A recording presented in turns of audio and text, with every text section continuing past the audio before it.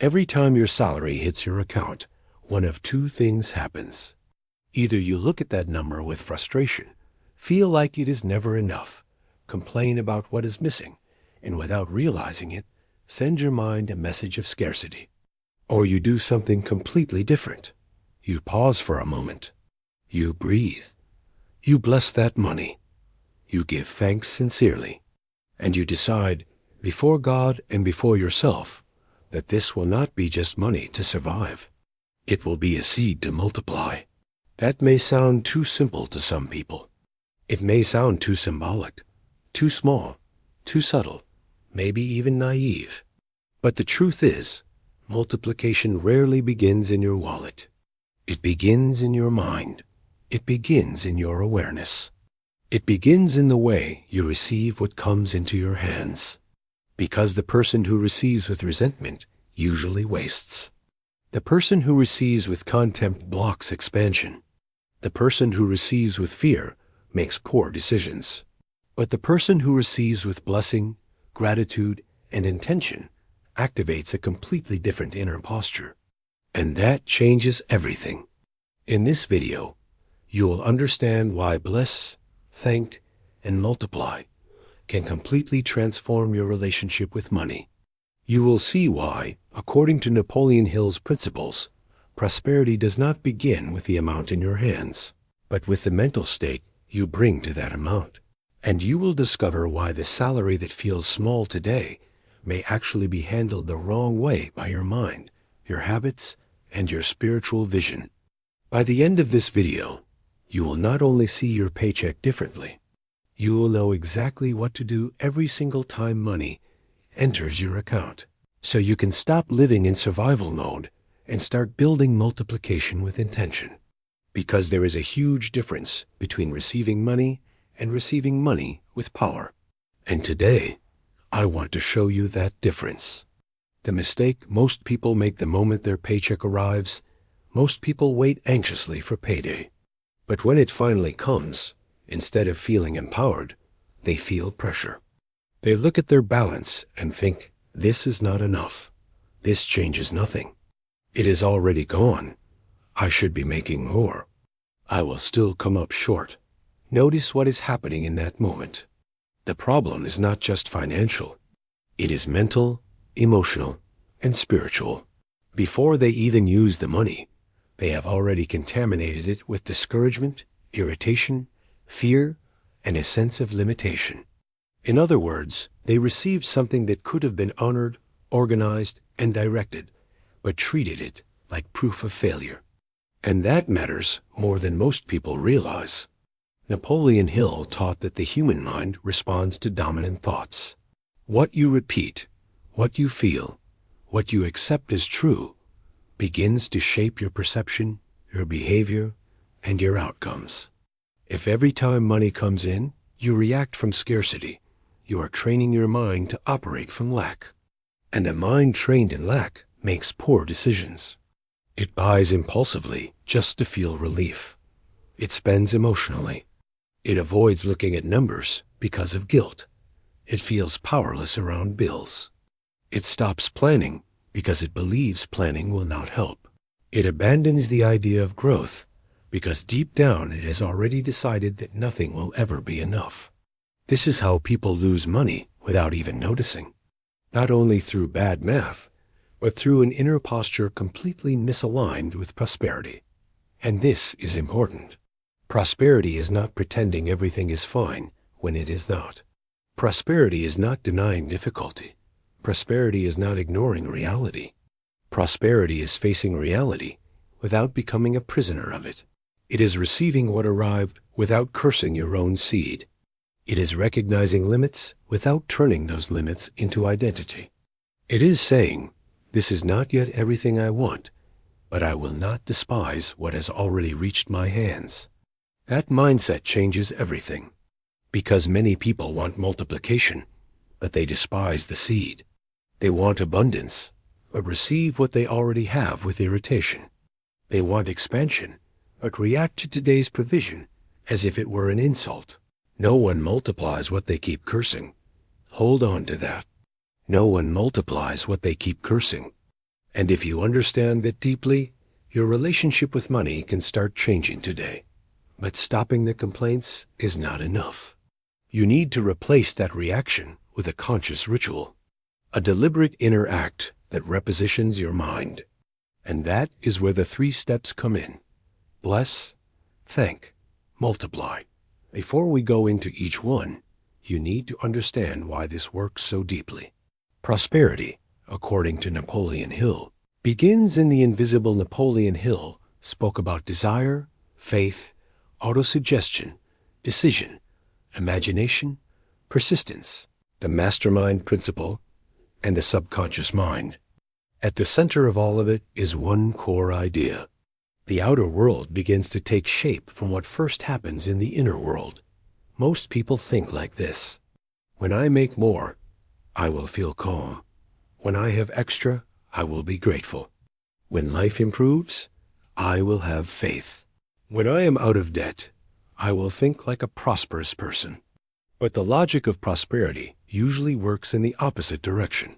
First, you train your mind. First, you reorder your vision. First, you shift your inner atmosphere.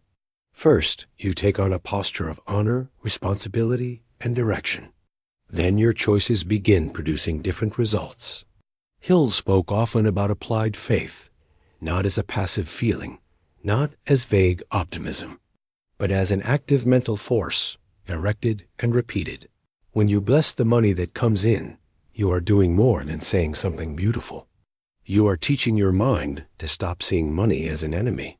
You are removing fear and replacing it with purpose.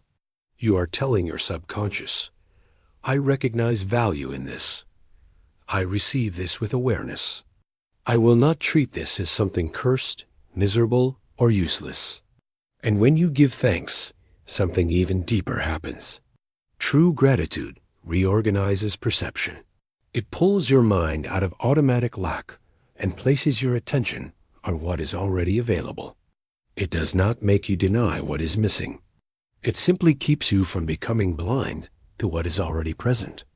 And a mind that sees resources thinks far better than a mind hypnotized by lack. Then comes the 3rd step, multiply. This is where many people get confused. Multiplication is not just about investing money. It starts before that. To multiply means to use better, to waste less, to think before acting, to turn spending into awareness, to make a small amount go further than it would in the hands of a disordered mind, to convert income into structure, dignity, opportunity, and growth. Napoleon Hill taught that wealth is not merely luck. It is often the result of organized thinking, clear decisions, definite purpose, and aligned action. So when you say, God, I trust you, and I will multiply, you are not only asking for outside help, you are making an inner alignment. You are taking responsibility. You are activating faith with participation.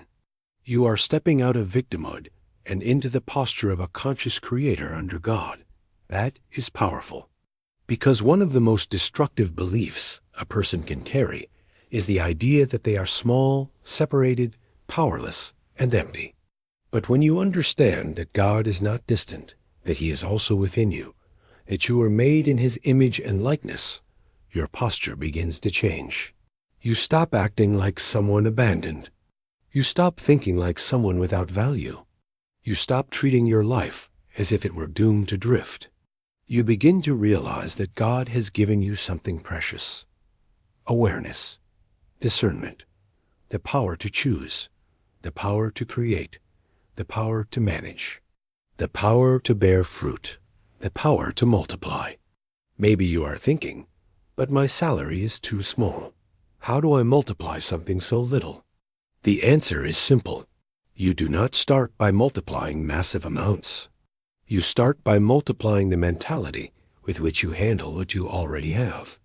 Because the person who cannot honor 1,000 will rarely know what to do with 10,000. The person who cannot manage the basics will usually magnify problems when the numbers increase. The person who lives in chaos with little may collapse with more. Real prosperity does not grow in disorder. It needs direction. And in the next part, we need to go deeper into the first step, because there is a powerful reason everything can begin with one simple phrase. I bless this money. Step 1. I bless this money. It sounds simple. Almost too simple for some people. Almost insignificant for others.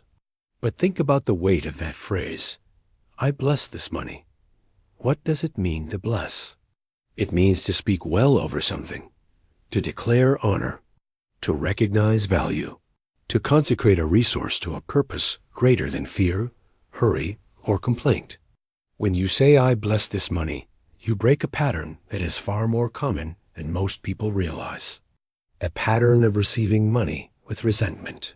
Some people get paid and immediately curse their job, curse the company, curse the amount, curse the effort, curse the bills, curse life itself. They even curse the fact that they need that money. But notice the contradiction. They want money to bring peace, yet they receive it in a state of inner war. They want money to stretch, but they receive it with contempt. They want it to grow, but they welcome it with language of defeat. Blessing interrupts that cycle. When you bless, you cleanse the emotional atmosphere around what has entered your hands. You may not be satisfied with the amount. You may know you are called to grow. You may be working toward a better income. But in that moment, you do not treat your seed with contempt. You recognize it, you receive it, you honor it. And that has a deep psychological effect. Your mind leaves the automatic state of rejection and enters a state of awareness. You stop reacting and begin directing. You stop cursing and begin assigning purpose. Blessing money does not mean idolizing money. It does not mean spiritualizing your finances in an irresponsible way. It simply means understanding that every resource that comes into your hands can be used destructively or constructively. It can become chaos. It can become debt. It can become impulsiveness. It can become appearance. It can become escape. But it can also become order. It can become provision. It can become relief. It can become investment. It can become stability. It can become the foundation for your next step. Blessing is the decision not to receive that resource in a careless and disordered way. It is the decision to receive consciously. There is another important point here. When you bless this money, you also break the belief that money is always dirty, negative, or incompatible with spirituality. Many people were taught to feel guilty for wanting prosperity, ashamed for desiring growth, as if multiplying resources were something morally wrong. Napoleon Hill never taught that. He understood prosperity as the expression of creative thought, purpose, faith, and service. And when all of that is aligned with values, responsibility, and awareness, money stops being an idol and becomes a tool to sustain your home, a tool to reduce suffering, a tool to bring dignity, a tool to create opportunities, a tool to support a mission, a tool to do more good with greater reach. So saying, I bless this money also means, I will not treat this resource as something shameful. I will treat it as an instrument. I will honor it. I will direct it. I will not let it direct me. That completely changes the atmosphere in which money enters your life. And here is an essential detail. Blessing is not magic. It does not replace organization. It does not remove the need for discipline. It does not eliminate the responsibility of learning how to manage what you receive. But it prepares your heart and mind to manage it better. It is like aligning the steering wheel before touching the accelerator. Without direction, speed becomes danger. Without awareness, incoming money becomes confusion. Without an ordered mind, income becomes smoke. That is why the first step is not spending, not transferring, not shopping, not rushing to pay everything in desperation. The first step is to pause, look, breathe, and declare, I bless this money. That single act may be the beginning of a pattern breaking that has been needed for years. But that is still not the whole picture. Because after blessing comes something that opens the heart and corrects vision, gratitude. And this may be where most people fail most deeply. Step 2. God, thank you for my salary. Thank you for this seed. Now we come to the part that truly transforms your inner posture. God, thank you for my salary. Thank you for this seed. May I use it with wisdom. And from this seed, may I multiply the fruit. That prayer is powerful because it brings together 4 things: recognition, humility, intention, responsibility. First, recognition. You acknowledge that something has entered your life. It may not be ideal. It may not be your dream. It may not be enough for everything you want. But something arrived. Second, humility. You step out of the constant arrogance of complaint and into a posture of awareness. You recognize that what came carries value. Third, intention. You are not thanking in an empty way. You are asking for wisdom in how to use it. You understand that receiving is not enough. You must also know how to direct. Fourth, responsibility. You are not just asking for more. You are asking for the ability to multiply the fruit of what has already come. That is extraordinary, because many people want increase without learning how to use what they already receive. They want abundance without stewardship. They want harvest without respecting the seed. They want expansion without inner maturity. But real prosperity demands structure, emotionally and mentally. Gratitude in this context is not a decorative detail. It is spiritual and psychological technology. When you thank God for your job, something important happens. You stop looking only at the stress and begin recognizing the door that is still open. You stop seeing only the pressure and begin noticing the source that is still sustaining you. You may be believing for something better, and you should continue to grow. But while this season exists, you honor what it is currently providing. When you thank God for the amount received, you keep your heart from despising your own provision. You keep your mind from reducing everything to what is missing. You begin looking at what this money can actually do right now. It can pay bills. It can buy food. It can bring medicine into a home. It can keep a child safe. It can provide gas, transportation, clothing, order. It can meet needs. It can support people you love. That is not small. Many people only understand the value of the basics when the basics are gone. That is why gratitude opens your eyes. It pulls you out of the emotional blindness of automatic dissatisfaction. And now there is a very strong part of your message: to thank God even for the bills you will be able to pay with that money. That is deep. Because bills, which are usually seen only as pressure, begin to be seen as evidence of provision and capability. If you are paying for electricity, it means there was electricity. If you are paying for water, it means there was water. If you are paying rent, it means there was shelter.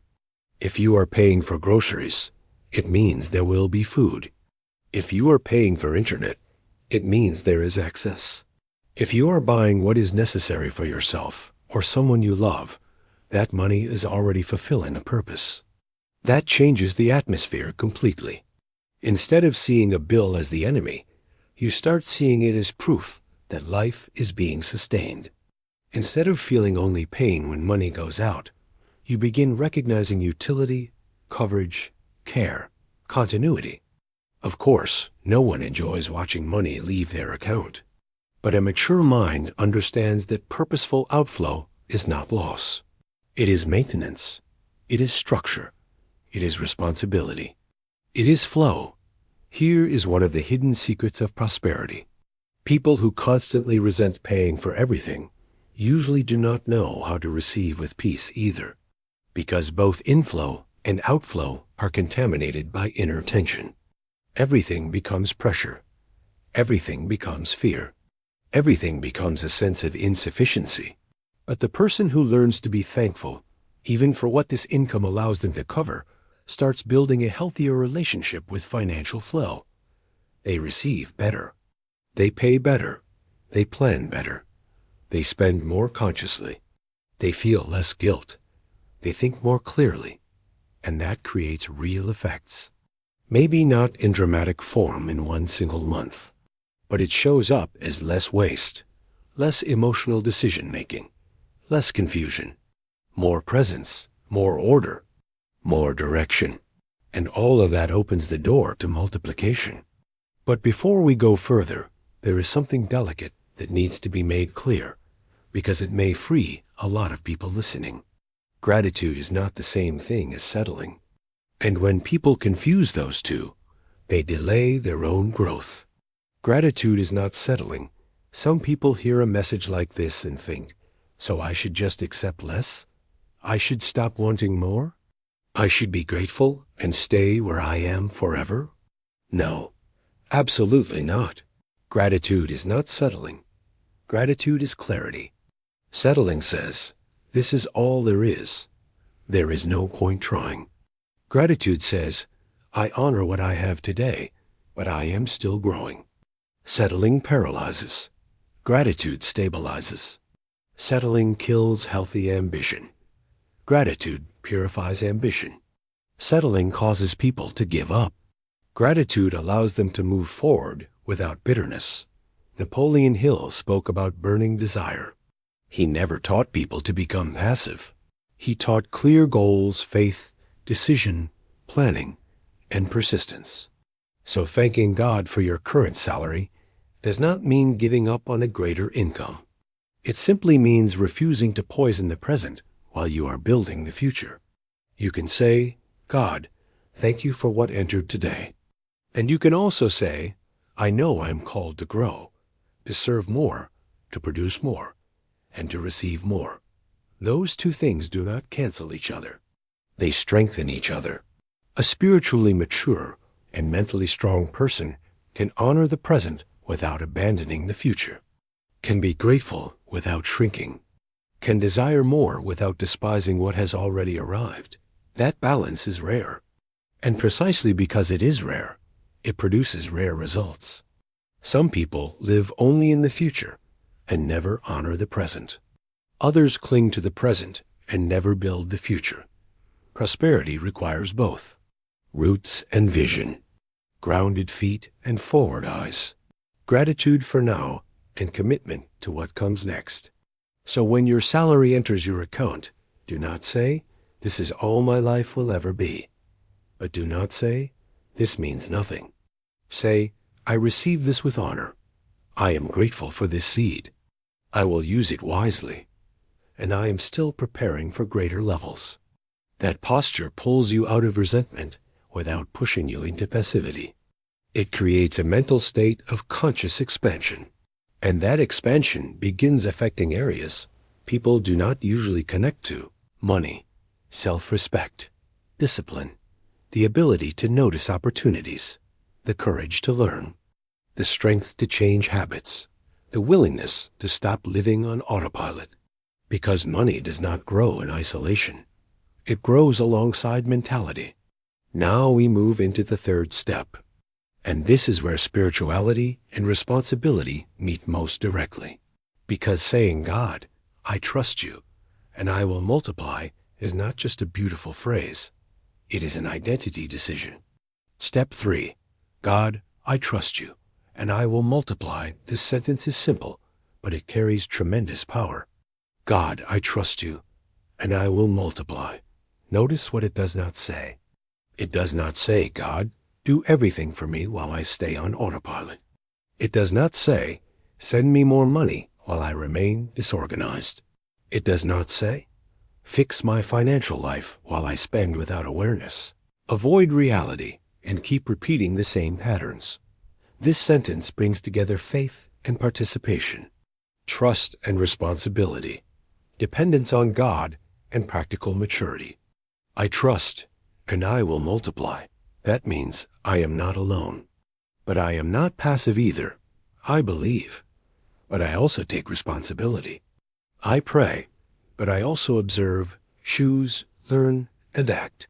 Napoleon Hill insisted on something essential. Faith must be applied through organized thought and sustained action. Desire without direction becomes fantasy. Faith without action becomes illusion. Good intentions without discipline become repeated frustration. So what does multiplication really mean in practice? To multiply means to make money serve more purpose, to stop it from dissolving into distraction and leakage, to turn one inflow into several intelligent functions. A salary can become nothing more than temporary relief, or it can become essential payments, basic stability, mental peace, and the starting point of a new pattern. The amount may be the same. The result is not the same. Why? Because the mind behind the use has changed. To multiply means refusing to act like someone who only puts out fires. It means beginning to think like someone building structure. Maybe today you still cannot save much. Maybe this season is tight. Maybe life is demanding more than you expected. Even so, multiplication is still possible. Multiplication of awareness. Multiplication of order. Multiplication of discernment. Multiplication of peace around money. Multiplication of wisdom in spending. Multiplication of planning. Multiplication of the small margins that used to disappear. Multiplication of the courage to cut what drains you. Multiplication of the strength to say no to impulse. Multiplication of the vision to pursue greater income with a more prepared mind. Because the person who learns to multiply little rarely stays the same for long. And here is a deep spiritual truth.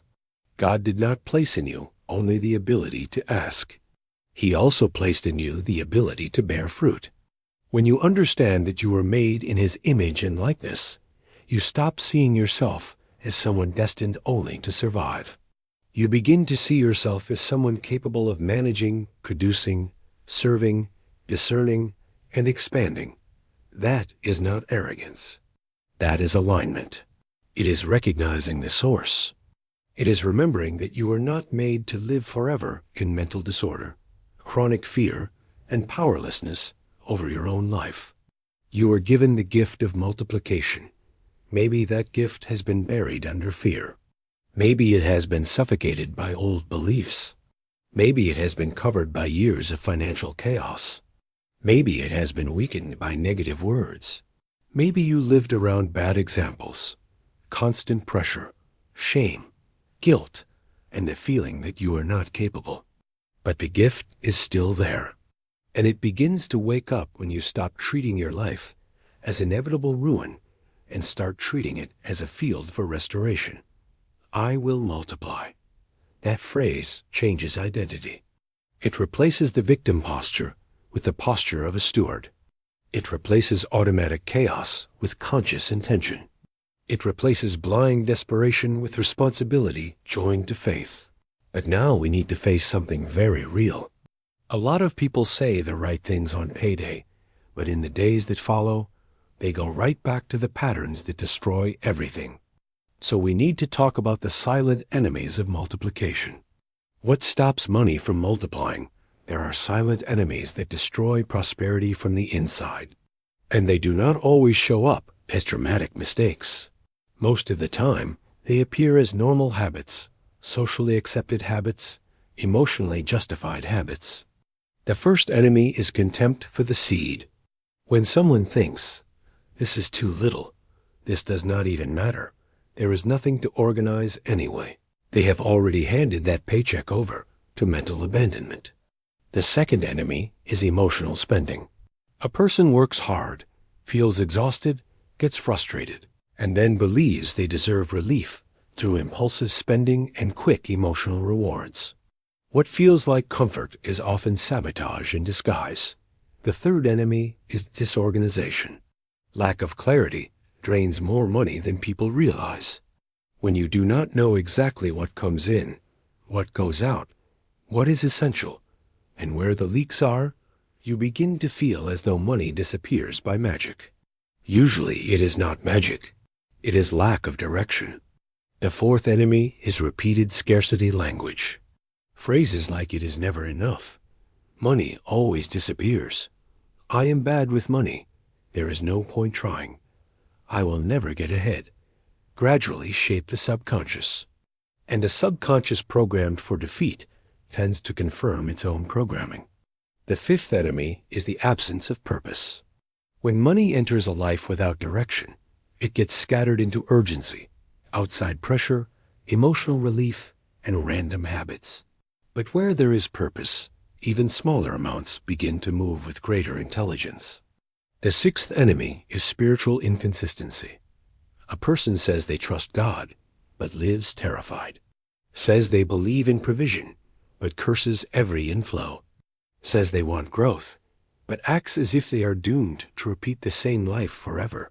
That inner division creates confusion.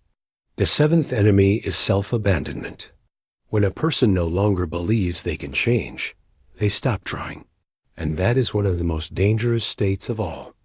Not because the situation is final, but because the mind has surrendered before reality has changed. Napoleon Hill understood something crucial. A person becomes what their dominant thoughts sustain with repetition and emotion. So look at the danger. If your dominant thought around money is fear, humiliation, irritation, and helplessness, then you are strengthening an inner field that is incompatible with multiplication. But the good news is that this pattern can be broken, and it begins to break at a very practical moment. The moment your salary enters your account. That is why in the next section, I want to show you how to turn that moment into a true ritual of mental and spiritual repositioning. Not an empty ritual.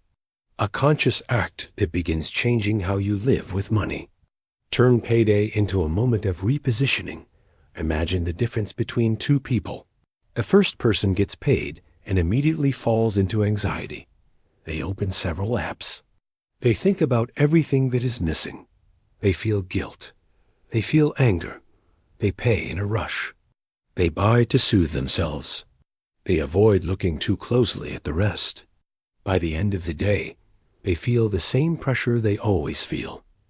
Now picture someone different. The moment their salary arrives, they slow down for a few minutes. They do not begin with panic. They do not begin with complaint. They do not begin with defeat. They begin with awareness. They look at the amount. They breathe. Maybe they place a hand over their heart. Maybe they close their eyes for a moment. And then they say, I bless this money. God, thank you for my salary. Thank you for this seed. May I use it with wisdom. And from this seed, may I multiply the fruit. Thank you for my job. Thank you for the amount I received. Thank you for the bills I will be able to pay. Thank you for what I will be able to buy to meet my needs and the needs of the people I love. God, I trust you, and I will multiply. Notice the power of this. In just a few moments, this person has done what most people never do. They removed their mind from chaos and brought presence back to the center. They did not deny reality, but they refused to begin in defeat. They did not pretend abundance that does not exist, but they chose to honor the seed that does exist. They did not wait to feel peace before giving thanks. They gave thanks to make room for peace. Practices like this, repeated month after month, begin changing inner programming. They take money out of the field of threat and place it into the field of purpose. They strengthen dignity. They reduce impulsiveness. They awaken calm responsibility. And what is most interesting is that many external changes begin through internal rituals like this. Not because the words are magical by themselves, but because they reorganize focus, emotion, identity, and direction. The human mind needs meaningful repetition. Napoleon Hill taught that autosuggestion is one way to influence the subconscious mind. But for it to work, repetition cannot be mechanical. It has to carry emotion, conviction, and consistency. So every time your salary enters, treat that moment like a marker, not just a bank transaction, a point of alignment. That is the moment you say, I am no longer the person who receives money with resentment. I am no longer the person who responds with panic. I am no longer the person who feels defeated every time payday arrives. Now I receive with blessing, gratitude, and purpose. That moment which seems so small, can become a real turning point in your mind. And when the mind changes, decisions change. When decisions change, results begin to follow. But there is something even deeper here, because you spoke about God not as a distant being outside of you, but as a presence also within you. That deserves deeper explanation. God is not far away. The source is also within you. This needs to be handled carefully and deeply, because it can heal the way many people see themselves. When we speak of God, we are not speaking only of something far away, unreachable, separated from your everyday life. We are speaking of presence, of divine imprint, of image and likeness, of the source that is also alive within you. That does not mean you are the source of everything on your own, but it does mean you were not created empty. You were not created powerless. You were not created to move through life disconnected from wisdom, discernment, creativity, and expansion. If you were made in the image and likeness of God, then there is within you a capacity for order, a capacity for creation, a capacity for fruitfulness, a capacity for multiplication. And what happens to many people? They pray as if they are completely disconnected from the very potential God placed within them. They ask for help, but continue seeing themselves as incapable. They cry out for provision, but behave as if they have not been given any inner ability to cooperate with that provision. That inner split creates passivity. But when you say, God, I trust you, and I will multiply, you are recognizing two truths at once. The first is this: the source is greater than me. The second is this: that source is also empowering me from within. So you stop living like someone begging for permission to exist and begin awakening what was placed inside you. You start realizing that God not only provides, He also inspires. He guides, He strengthens, He illuminates your thinking. He gives you discernment to cut excess. He gives you courage to change seasons. He gives you wisdom to reorder your home, your habits, your finances, and your plans. Napoleon Hill may not have expressed this in exactly the same spiritual language, but the principle is compatible with much of what he taught about infinite intelligence, faith, the creative mind, and the ability to align with higher power through thought, conviction, and direction. Prosperity does not happen when a person shrinks. It happens when a person aligns. That alignment requires a shift in identity. You are not just someone trying to survive another month. You are someone who can learn to govern what enters your hands. You are someone who can change patterns. You are someone who can step out of autopilot. You are someone who can develop an ordered mind, a grateful heart, and multiplying habits. Maybe no one ever taught you that. Maybe you grew up seeing money only as pain. Maybe you heard defeat spoken over finances all your life. Maybe your home was marked by fear, pressure, humiliation, and financial tension. Maybe your relationship with money has always been mixed with guilt, shame, or anxiety. But that does not have to remain your identity. A new mind can be cultivated. A new posture can be trained. A new way of receiving, managing, and multiplying can be built. And it begins when spiritual awareness becomes practical. So now we need to bring this into everyday life. Because if this message remains only beautiful, it loses force. But if it touches your daily practice, it can gradually change your life in a solid way. How to multiply in practice, even when the amount is still small. Let us make this very practical. Many people hear the word multiplication and instantly think of big investments, large businesses, dramatic numbers, and life-changing financial leaps. But multiplication usually begins quietly. It begins when you stop wasting mental energy, when you stop using money to numb emotions, when you learn to name what truly matters. If your salary is still small, multiply in 5 ways. First, multiply awareness. Know exactly what came in. Do not treat your money like fog. Name the amount. Look at it. Acknowledge what is there. Second, multiply intention. Before using it, assign direction. Money needs to enter a mind that knows where it is going. Not every expense carries the same weight. Not every desire deserves priority. Third, multiply wisdom. Ask yourself, does this serve need, order, peace, and purpose? Or is this only impulse, anxiety, and emotional relief? That one question can stop many leaks. Fourth, multiply peace. Money managed in panic stretches less than money managed in clarity. That is why the ritual of blessing and gratitude matters so much. It quiets the inner noise before the decision. Fifth, multiply structure. Even if today the margin is small, train yourself to think in terms of building, not only consuming. Building reserve, building habits, building learning, building future opportunity. People who think only about the current month usually stay trapped in the current month. People who begin thinking in terms of structure slowly open a path out of repetition. And here is something decisive. Multiplication depends not only on how much comes in, it also depends on how much leaks out without purpose. Sometimes what is missing is not only more income, it is fewer leaks. Leaks of impulse, leaks of distraction, leaks of comparison, leaks of purchases that soothe for minutes and weigh on you for weeks. Leaks of small patterns that seem harmless, but together drain peace, clarity, and possibility. To multiply also means to close the breaches.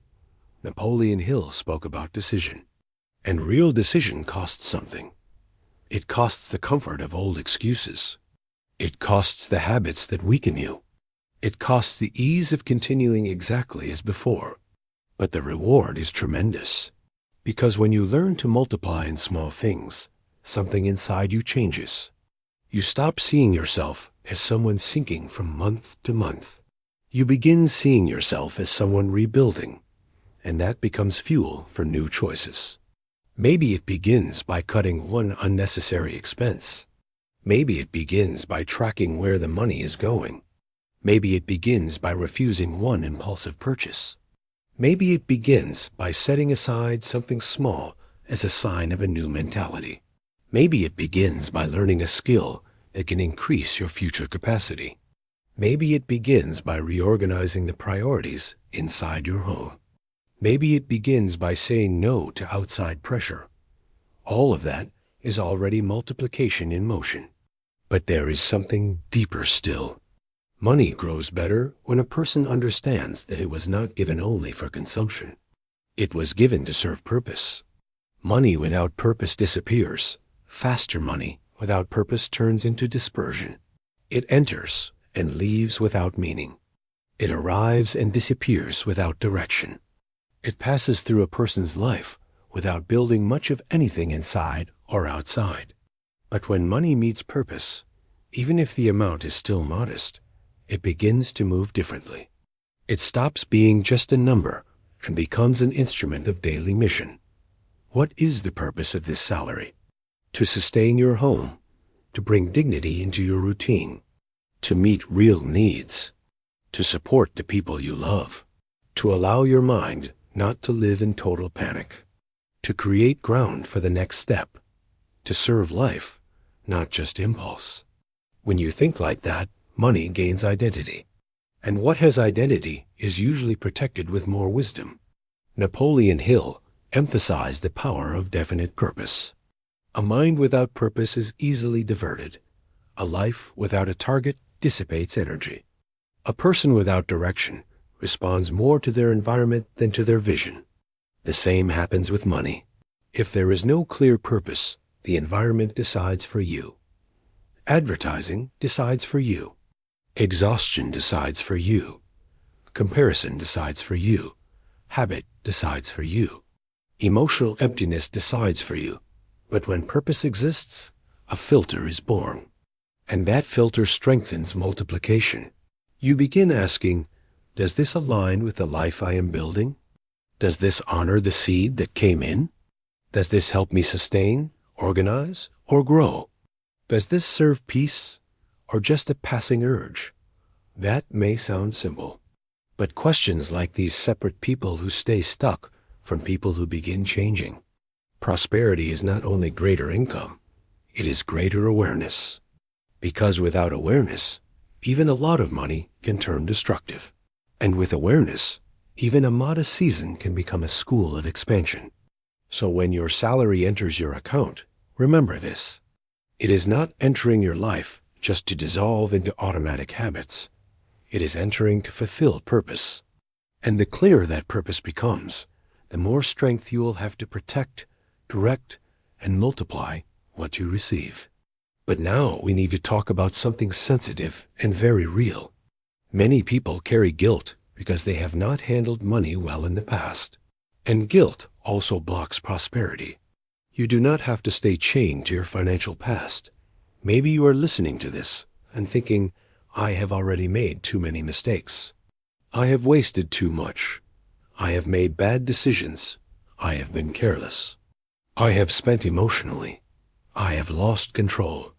I have tried to get organized and failed. If that is where you are, hear this clearly. You do not have to turn your financial mistakes into permanent identity. The past can explain patterns. It does not have to command your future. Napoleon Hill spoke often about decision, and a real decision has the power to interrupt years of repetition. Maybe you will not change everything at once. Maybe your reality still requires time. Maybe there are consequences you still need to work through.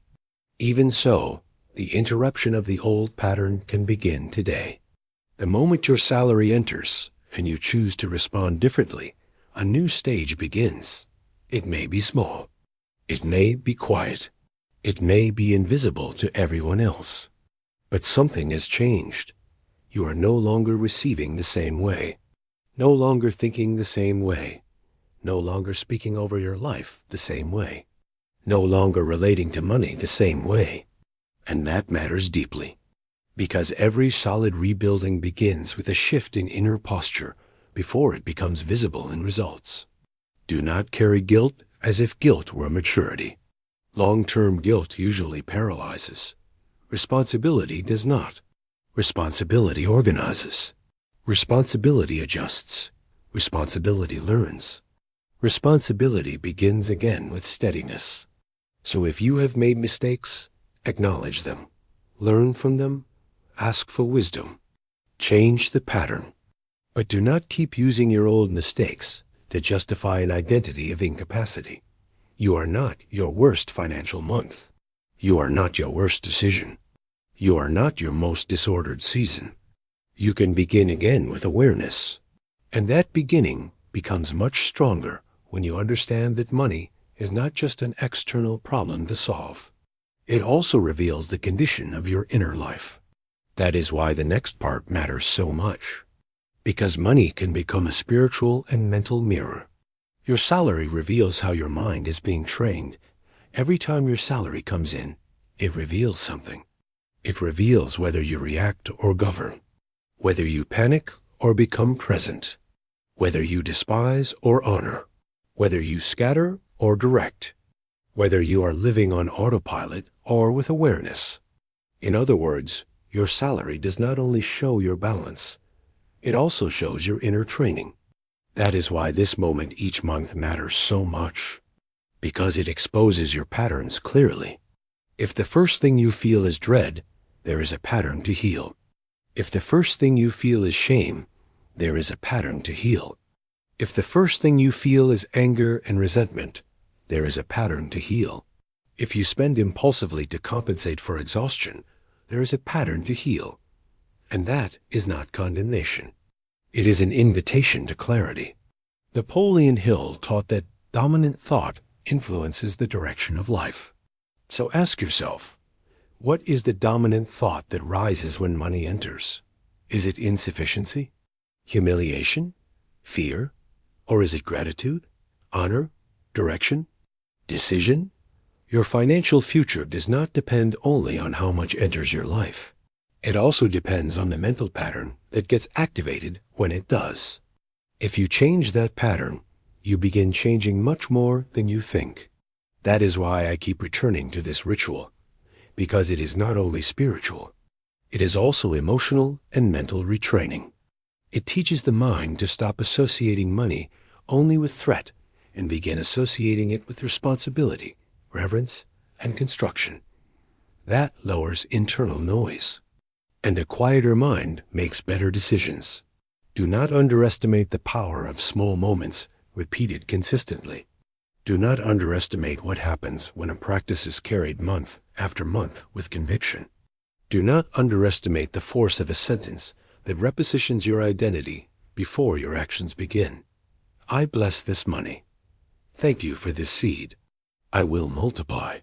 That is not decorative spirituality. That is direction. And now we need to talk about how this posture affects not only your bank account, but the atmosphere of your home, your family, and your life. When you change your relationship with money, you change the atmosphere of your home. Money is not only a spreadsheet issue. Money affects atmosphere. A home where every financial inflow is met with tension, arguments, fear, and constant complaint begins to carry that emotional weight. Even when no one says it out loud, the environment feels it. The people feel it. The children feel it. The body feels it. The mind feels it. Now imagine the opposite. Imagine a home where payday stops being a trigger for chaos and becomes a moment of awareness. Maybe quiet, maybe simple, but full of presence. A person receives, gives thanks, honors, organizes, speaks more calmly, decides more clearly, pays what needs to be paid without turning everything into panic. And little by little, the atmosphere changes. Not because all challenges disappear, but because the emotional energy around them has changed. That matters deeply for anyone living with family, children, a spouse, or loved ones. Because prosperity is not only more money, it is also a life that is less contaminated by chronic fear. When a woman receives her salary and chooses to bless, thank, and multiply, she is not only handling money, she is releasing order into her home, training her mind into a new posture, refusing to spread panic, building emotional covering. That does not mean fantasy. It means refusing to let money become a permanent center of fear. A home can have little and still carry dignity, calm, direction, and honor. And a home can have more income while remaining full of anxiety, comparison, and disorder. So understand this. The way you receive what enters affects far more than your bank statement. It affects the inner climate of your life. And that shift in atmosphere opens room for more clarity, better conversations, deeper peace, and greater strength to build the next level. But there is still something important we need to address. Because talking about multiplication also requires the courage to grow. And many people, without realizing it, are afraid of their own expansion. The fear of growth also blocks multiplication. Sometimes a person says they want prosperity, but underneath, they carry beliefs that make them fear growth. They think that if they have more money, they will lose themselves. They think spiritual people should not desire abundance. They think wealth always corrupts. They think they were not born to rise. They think people like them never really break out of old patterns. They think survival is the highest level life will ever offer. These beliefs work quietly, and they sabotage multiplication. Napoleon Hill understood the power of inner beliefs. The mind does not move strongly in the direction of what it secretly condemns. If deep down you associate prosperity with guilt, danger, pride, or disconnection from God, you will sabotage opportunities without even realizing it. That is why it is so important to sanctify your vision of money, to see money as a tool, not a god, as a resource, not a master, as a means of serving, sustaining, building, and expanding good. When that vision becomes clear, the fear of growth begins to weaken. You stop feeling like you must choose between spirituality and prosperity. You begin to see that the problem was never the resource itself.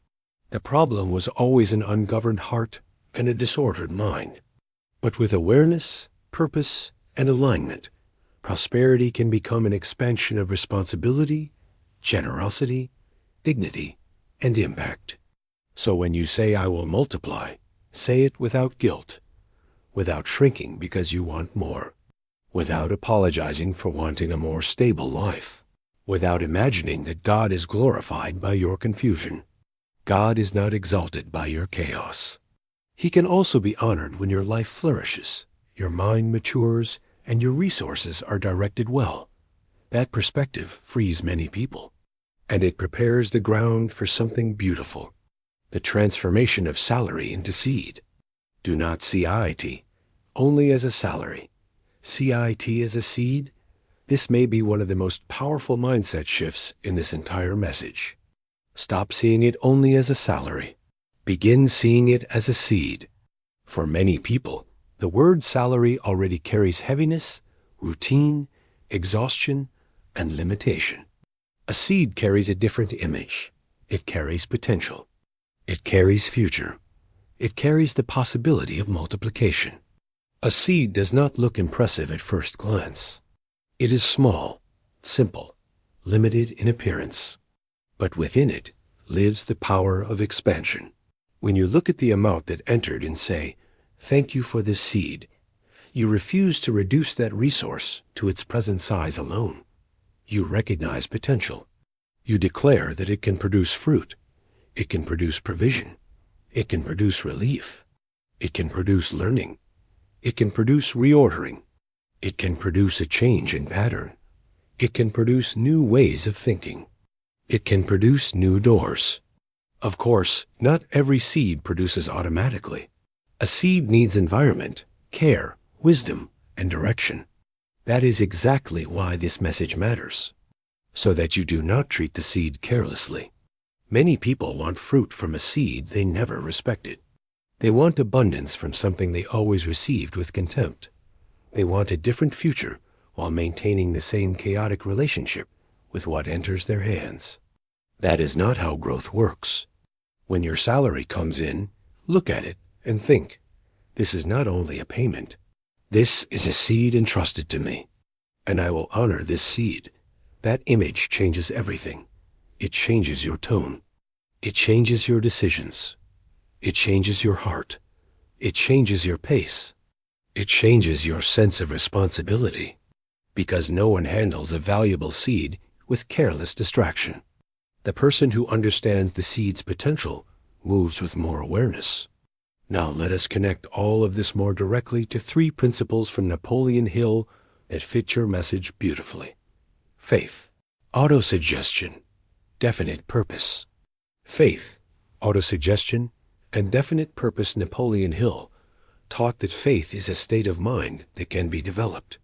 He did not treat faith as an occasional feeling. He treated it as a force that can be cultivated. When you declare over your money, "I bless, I thank, I will multiply," you are practicing applied faith. You are saying that the present moment does not define the final limit of your life. You are saying that there is potential beyond what the eyes see right now. You are choosing to cooperate with expansion instead of defeat. Then comes autosuggestion. Autosuggestion is the conscious repetition of ideas to the subconscious mind. But for it to truly work, it needs emotion, clarity, and consistency. Mechanical repetition is not enough. That is why, every time your salary enters your account, repeating these truths can become a powerful form of reprogramming. I bless this money. I receive this seed with honor. I am grateful for what arrived. I use it with wisdom. I multiply with responsibility. God is with me and also working through me. I am not a prisoner of scarcity. I am building a new mentality. Over time, that weakens old thoughts and strengthens a new inner field. And finally, definite purpose. Money should not enter a vague life. The vaguer your relationship with money, the more easily it dissolves. Definite purpose means knowing where your life is going, knowing what you want to build, knowing what must be sustained, knowing what deserves priority. A person with purpose does not necessarily start with more money, but they usually use what they do have far more effectively, and that wiser use becomes fertile soil for greater levels. So see how everything comes together. Blessing repositions your energy around money. Gratitude corrects your perception. The decision to multiply activates responsibility. Faith sustains what is not yet visible. Autosuggestion reprograms the mind. Definite purpose directs action. That fits beautifully with the foundation of prosperity Napoleon Hill taught, even when expressed in a more spiritual and devotional tone. Now we come to a powerful part of this message. How do you keep this posture when life feels especially tight? How to maintain this posture when things feel tight? Maybe you're thinking, this all makes sense, but my month is too tight. Sometimes the money comes in, and it is already committed. How am I supposed to hold this posture then? That is exactly when it matters most. Because when pressure increases, the natural tendency of the mind is to become even more disordered, to rush, to panic, to react, to suffer before the decision, during the decision, and after the decision. But a tight season requires even more clarity, not less. When everything feels tight, blessing keeps you from despising the seed. Gratitude keeps you from becoming blind. And the decision to multiply keeps you from abandoning yourself. Maybe you still cannot do everything you want. Maybe there is still lack. Maybe you are in a difficult crossing season. But that does not mean you should hand your mind over to chaos. On the contrary, that is when your posture matters even more. People who move through difficult seasons with awareness come out of them stronger. People who move through difficult seasons in disorder often deepen wounds and repeat cycles. So if this month feels tight, be honest about it, but do not speak from hopelessness. Acknowledge reality, but refuse humiliation of spirit. Speak to God with truth, not blind despair. Say, Lord, I see the limits of this season, but I will not curse the seed. I will receive it with honor. I will use it with wisdom. I will learn. I will adjust. I will reposition. And I believe this season is not my final destination. That prayer is strong because it neither escapes reality nor drowns in it. It preserves dignity. And dignity is an overlooked part of prosperity. Many people think prosperity is only about numbers. But without dignity, money never feels enough. Without dignity, a person always feels smaller than life. Without dignity, every hard season feels like proof of personal failure. So protect your dignity when your salary enters, even if the number is still below what you want. Even if this season is still demanding a lot from you. Even if you are tired, do not receive like someone defeated. Receive like someone rebuilding, because there is a massive difference between those two identities. Receive like someone rebuilding, not someone defeated. Defeat is an identity. Rebuilding is a process. Defeat says, it is over.